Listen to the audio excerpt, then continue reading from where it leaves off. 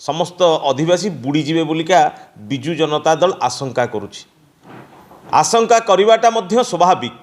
वर्तमान पोलाभरम प्रोजेक्ट चली बारंबार आम्भे माने CWC ठू आरंभ करी जल संपद मंत्री ठू आरंभ करी ट्राइबल मिनिस्टर ठू आरंभ करी एनवायरमेंट मिनिस्टर ठू आरंभ करी समस्त नॉलेज को नौछि।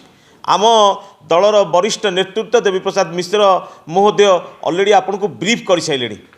मु कही रखिबा चाहे आपण मानकु आमर प्रिय नेता नवीन पट्टनायक महोदय निर्देश जे ओडिशा बासींकर स्वार्थ पाई आपण लड़ई करंतु एवं तांकर हक को आपण माने आनंतु।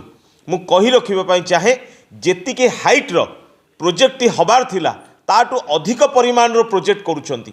बारंबार आमे ए जिंस आपन को CWC ठू आरंभ करी आपनकर एनवायरमेंट ठू आरंभ करी आपनकर जल संपद मंत्री ठू आरंभ करी समस्त को अवगत करूछु।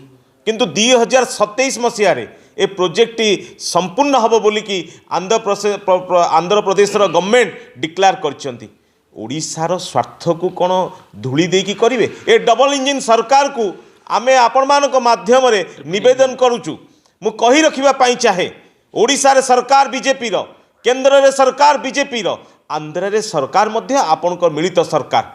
एबे वर्तमान जेते बळे प्रोजेक्ट काम चली बारंबार विजु जनता दल प्रतिनिधि दल जेते बळे जाई भेटुचंती भेटी साइला परे आम मानकु प्रतिश्रुति देइथिले जे ओडिशार स्वार्थ रक्षा पई जहा दरकार करा जिवो। किंतु 2027 मसीह प्रोजेक्ट संपूर्ण करबा पई आंध्र प्रदेश गवर्नमेंट डिक्लेयर करछि।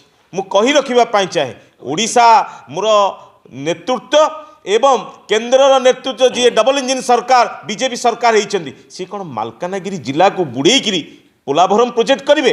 पोलाभरम प्रोजेक्ट को आमे विरोध करूना। आमे चिंता करुचु आमर मालकानगिरी जिलार आदिवासी एवं अधिवासी मानू एइथि चिंता करुचु जे नवीन